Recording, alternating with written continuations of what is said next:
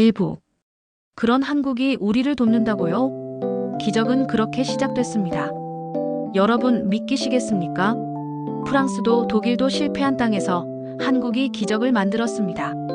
헥타르당 쌀 수확량 1톤, 30년 넘게 고정되었던 수치가 5톤으로 오르기까지 그 시작에는 단 한 사람, 진흙에 무릎 꿇은 한 한국 기술자의 고집과 진심이 있었습니다. 여러분의 구독과 좋아요는 정말 큰 힘이 됩니다. 이 감동의 이야기는 아직 시작에 불과합니다. 제 이름은 마마두 바리입니다. 기니 농업기술연구소에서 15년째 근무 중인 연구원이자 프랑스 몽펠리에에서 농학을 전공한 사람입니다. 오랜 시간 저는 유럽 기술만이 아프리카 농업의 해답이라 믿었습니다. 그런데 어느 날 제 인생을 송두리째 바꾼 그 이름이 찾아왔습니다. 바로 K-에그리 프로젝트, 한국과의 협력으로 통일벼를 기니에 시범 도입하는 사업이었습니다. 한국이요? 처음 그 말을 들었을 때 저는 웃음을 터뜨릴 뻔했습니다. K-팝과 드라마로 유명한 한국이 농업을 저는 속으로 생각했습니다. 기후도 다르고 토양도 다르고 농민들의 습관도 다른데 그들이 뭘 안다고? 그런데 저는 코나크리 인근 농촌 지역으로 파견 명령을 받고 말았습니다. 억지로 짐을 싸며 중얼거렸습니다. 이건 그냥 외교용 쇼일 뿐이야. 시범 사업 몇 달 하다가 흐지부지 끝나겠지. 도착 첫날 저를 맞은 사람은 키가 크고 조용한 동양인이었습니다. 그런데 뜻밖의 일이 벌어졌습니다. 그가 플라어로 인사한 겁니다. 찰나말레. 저는 순간 굳어졌습니다. 한국 사람이 우리말을. 그는 자신을 김정호라고 소개하며 서툰 프랑스어로 이렇게 말했습니다. 라테라이트 토양이라 배수가 어려운 조건이네요. 하지만 통일벼는 이 땅에도 적응할 수 있습니다. 그 말을 듣는 순간 저는 처음으로 놀랐습니다. 이 낯선 한국 기술자는 우리 토양의 이름조차 알고 있었습니다. 마치 이곳을 정말로 이해하려는 사람처럼 말이죠. 며칠 뒤 김정호 씨와 함께 시범론의 첫 씨앗을 심는 날이 왔습니다. 그는 현지의 기후, 습도, 땅의 성질을 고려한 장비와 씨앗을 들고 나왔고 농민들 앞에서 조용히 그러나 단단한 어조로 말했습니다. 이 씨앗은 여러분의 땅에 맞춰 조정된 통일벼입니다. 겉보기엔 작지만 내성이 강하고 수확량도 높습니다. 마을 농민들은 처음엔 반신반의했지만 김정호 씨의 행동 하나하나에 점점 마음을 열기 시작했습니다. 비가 쏟아지는 날이면 그는 누구보다 먼저 논으로 나갔고 비옷도 없이 진흙 속에서 벼의 뿌리를 확인했습니다. 통일벼는 뿌리 조직이 깊습니다. 이런 폭우에도 잘 버팁니다. 그는 그렇게 말하며 한 송이의 새싹을 손으로 들어올려 보였습니다.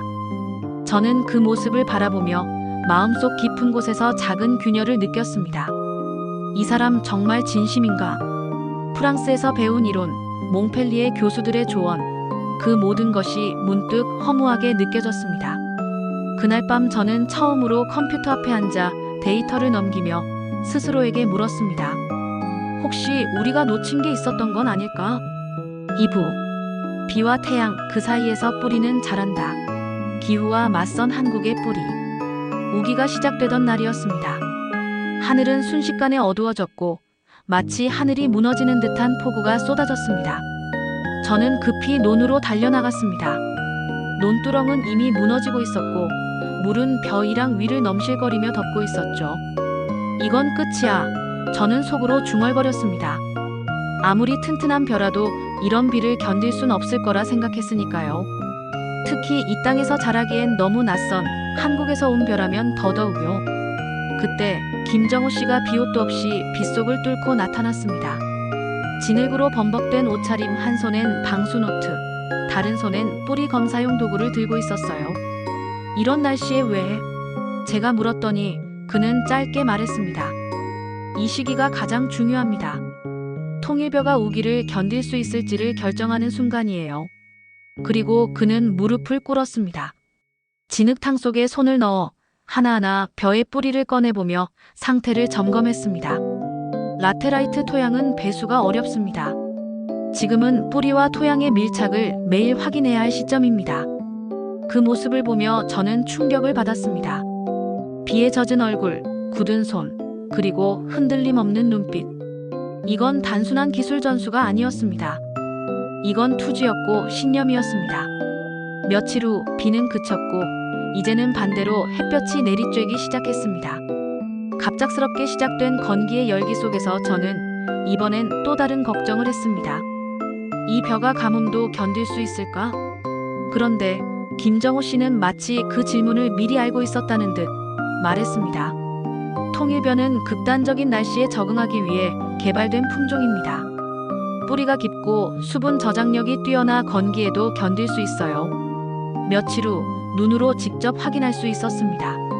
열기로 누렇게 타들어간 기존 품종 사이에서 통일벼는 녹색 줄기를 힘차게 뻗고 있었던 겁니다. 이거 살아있잖아.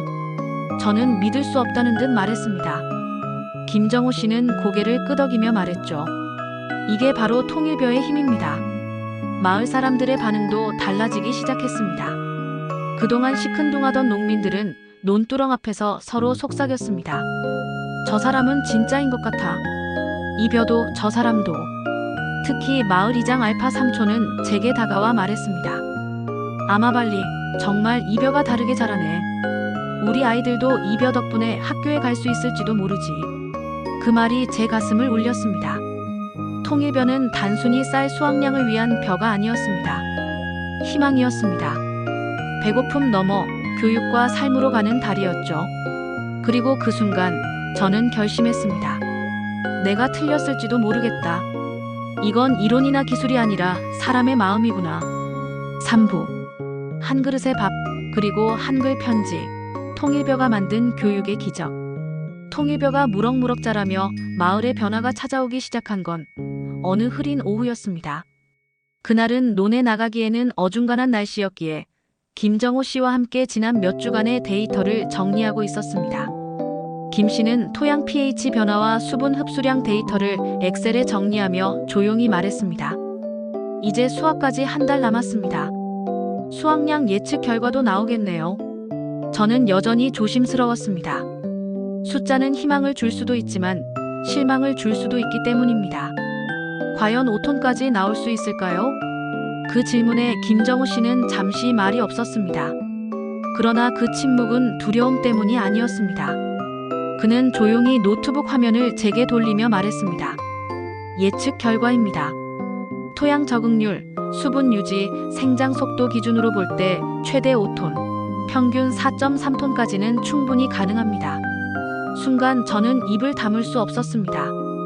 1톤이 벼의 숙명처럼 여겨졌던 이 땅에서 5톤이라니요. 그것도 외국 기술이 아니라 이 땅을 연구하고 존중한 사람의 노력으로 말입니다. 며칠 뒤 예상보다 일찍 마을에 손님들이 찾아왔습니다. 바로 WFP 세계식량계획 기니 사무소의 직원들이었습니다. 그들은 우리가 통일벼 시범 농장에서 보내온 보고서를 검토한 뒤 직접 방문을 요청해온 것이었습니다. 혹시 수확이 성공하면 남는 쌀을 학교 급식 프로그램에 활용할 수 있을까요? 담당자가 조심스럽게 묻자 김정호 씨는 흔쾌히 답했습니다. 물론입니다. 이 쌀이 아이들의 밥상에 오를 수 있다면 그보다 좋은 일은 없겠지요. 그 말을 들은 저는 심장이 쿵 내려앉는 느낌이 들었습니다. 몇 달 전 이 프로젝트를 단순한 외교적 쇼라고 생각했던 제 자신이 너무나 부끄러웠습니다. 통일벼는 쌀이 아니었습니다. 이 땅의 미래였고 아이들의 희망이었습니다. 며칠 후 알파 삼촌이 저를 찾아왔습니다. 아마발리, 정말 우리 쌀로 아이들 급식을 만들 수 있겠나?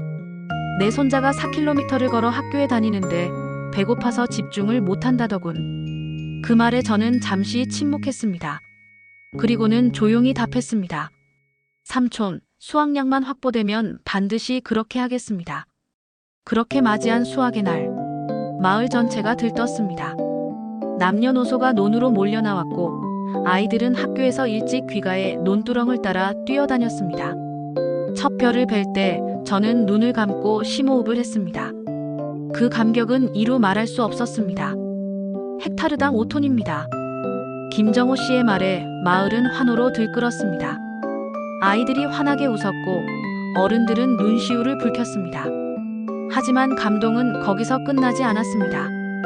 수확 다음 주 WFP는 약속대로 쌀을 구매해갔고 마을 초등학교에서는 급식이 시작됐습니다. 그 첫날, 저는 그 광경을 눈에 담기 위해 일찍 학교로 향했습니다. 갓 지은 쌀밥 냄새가 학교 복도를 가득 메웠고 아이들은 줄을 서서 배식판을 받았습니다. 가장 인상 깊었던 건 아이들이 처음 보는 하얀 쌀밥을 받아들고 조심스럽게 한 입 베어 무는 모습이었습니다. 와, 진짜 맛있어요. 우리 아빠가 키운 쌀이야. 그 자랑스러운 목소리를 듣는 순간 제 눈가가 뜨거워졌습니다. 그리고 더 놀라운 변화는 그 이후에 일어났습니다. 급식이 시작된 이후 학교 출석률이 급격히 올라갔습니다. 4km, 심지어 5km를 걸어오는 아이들도 점점 늘었고 교장 선생님은 제게 말했습니다. 아마발리 씨, 이 급식 덕분에 학생 수가 30%나 늘었습니다. 아이들이 이제 배고프지 않으니 공부에 집중도 잘해요. 심지어 다음 학기 중학교 입학시험 평균 성적이 작년보다 무려 20점이 올랐습니다. 그 소식을 들은 날 밤, 저는 숙소에서 김정호 씨와 함께 조용히 데이터를 정리했습니다. 그때 김정호 씨가 말했습니다. 결국 사람을 바꾸는 건 벼가 아니라 사람이죠. 이 쌀은 교육을 바꾸고 아이들의 삶을 바꾸고 있습니다. 그 말이 제 가슴을 세게 때렸습니다. 며칠 뒤 또 하나의 놀라운 일이 벌어졌습니다. 마을 어귀에 임시로 설치된 칠판 앞에서 한글 수업이 열리기 시작한 겁니다. 감사합니다. 고마워요. 아이들이 서툰 발음으로 한글을 따라 읽고 있었습니다. 특히 11살 소녀 아이샤가 누구보다 열심히였죠. 선생님, 정말 고마워요는 어떻게 써요? 그 질문에 한국교육봉사단 선생님이 웃으며 칠판에 글자를 써 내려갔습니다. 그리고 그날 밤 아이샤는 한글로 된 편지를 들고 김정호 씨에게 찾아왔습니다. 고마워요, 한국 선생님. 우리 벼 키워줘서 감사해요.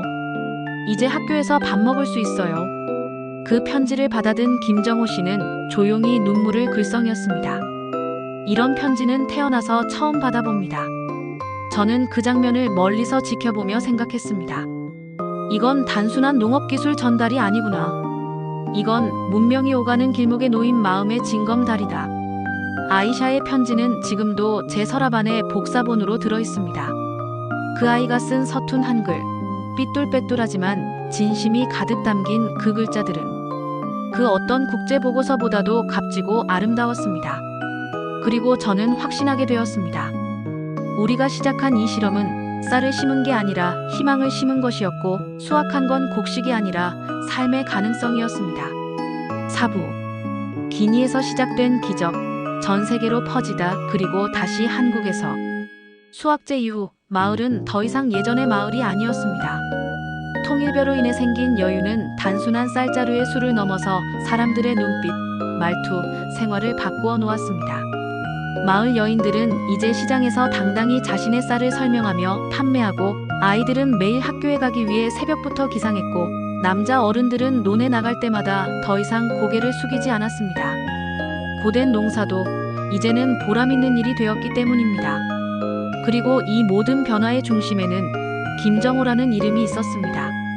통일벼가 기니의 성공 모델로 자리 잡자 기니 정부는 저를 전국 확대 프로젝트의 총괄로 임명했습니다. 이제 기니 전역에서 통일벼가 자라나게 될 것입니다. 그 옆에는 새로 만든 간이 교실에서 한글을 배우는 아이들도 있을 테고요. 하지만 이 변화는 기니에만 머물지 않았습니다. 통일벼 모델은 KICA 한국국제협력단에 의해 K-라이스 벨트라는 이름으로 아프리카 전역에 확산되기 시작했습니다. 가나, 우간다, 세네갈, 코트디부아르, 르완다 지도 위에 찍힌 한국 국기들이 하나둘 늘어갔습니다. 그 무렵 저에게 믿기 어려운 연락이 왔습니다. 마마두 바리 씨, 한국 정부에서 초청장을 보냈습니다. 국제농업포럼에서 기니 모델을 발표해 주실 수 있을까요? 저는 그날 밤 잠을 이루지 못했습니다. 불과 1년 전만 해도 한국 기술을 믿지 않았던 제가 이제는 한국 땅에서 기니의 기적을 말하게 되다니요. 김포공항에 도착했을 때 낯익은 얼굴이 저를 기다리고 있었습니다. 김정호 씨였습니다. 마마두 씨, 한국에 오신 걸 환영합니다. 그날 플라워로 인사하던 장면이 아직도 잊히지 않습니다. 그는 웃으며 말했습니다. 이번엔 저희 연구소를 보여드릴 차례입니다. 서울 근교에 위치한 통일벼 연구소는 생각보다 소박했습니다. 그러나 그 안에는 수많은 실험 기록, 뿌리 구조 샘플, 그리고 작은 벼 이삭이 프린트된 자료들이 가득했죠. 여기 보세요. 김정호 씨는 저에게 50원짜리 동전을 내밀었습니다. 이 작은 벼 이삭이 통일벼입니다. 식량이 부족하던 시절, 한국 국민들은 이 벼로 배를 채웠고 희망을 찾았어요. 이제는 그 희망이 기니에서 다시 꽃핀 거죠. 그날 점심, 저는 한국에서 자란 통일벼가 아닌 기니에서 자란 통일벼로 만든 밥을 먹었습니다. 기니의 적토에서 자라난 쌀을 한국 식당에서 밥으로 먹는 그 순간, 저는 울컥하고 말았습니다. 기적은 멀리 있지 않다. 기적은 토양이 아니라 마음에서 시작된다. 다음 날, 포럼 발표는 국회의사당 별관에서 열렸습니다. 전 세계 30여 개국의 농업 전문가들 앞에서 저는 조용히 연단에 섰습니다. 여러분, 1년 전만 해도 저는 한국 농업 기술을 의심했습니다. K-팝과 드라마의 나라가 농업에서도 성과를 내리라곤 상상하지 않았습니다. 그러나 지금 저는 이렇게 말할 수 있습니다. 기니에서 통일벼는 수확량을 5배 늘렸습니다. 그러나 더 중요한 건 아이들의 학교 출석률이 30% 올랐고 한글 수업이 생기고 사람들이 웃기 시작했다는 사실입니다. 청중석에서는 박수가 터져 나왔습니다. 그 박수는 기술이 아닌 진심에 보내는 박수였습니다. 그날 밤 한국의 한 할머니가 저에게 다가오셨습니다. 젊은이, 고생 많았어요. 우리나라 벼가 다른 나라 사람들한테 도움이 됐다니 참 뿌듯하네요. 아닙니다. 저희가 더 감사하죠. 함께 봤던 나라가 주는 나라가 되었으니 이보다 더 아름다운 순환이 있을까요? 며칠 후 한국 정부는 기니 모델을 아프리카 표준으로 삼기로 했습니다. 그리고 저에게 제안을 했습니다. KICA에서 함께 일해 주시겠습니까? 통일벼를 아프리카 전역으로 확산시키는 일에 동참해 주십시오. 저는 주저하지 않았습니다. 물론입니다. 이제 우리는 함께 키운 씨앗을 더 멀리 뿌려야 하니까요. 한국에서 돌아오던 날, 김정호 씨는 제게 작은 상자를 건넸습니다. 여기에는 기니용 통일 종자 샘플과 최신형 한글 교육 키트가 들어있습니다. 아이샤에게 전해주세요. 그리고 다음 세대에게도요. 비행기 안에서 그 상자를 열어봤습니다. 종자, 노트, 한글 교재, 그리고 김정호 씨의 자필 메모. 기술보다 중요한 건 마음입니다. 기니에서 그걸 배웠습니다. 고맙습니다. 친구. 저는 조용히 눈을 감았습니다. 그리고 상상했습니다. 기니의 밤하늘, 별빛 아래 푸르게 물든 논. 아이샤가 또박또박 적는 감사합니다라는 한글. 그 글자를 자랑스럽게 보여주는 아이의 미소. 그리고 그 웃음 너머로 연결되는 한 기니의 60년 우정.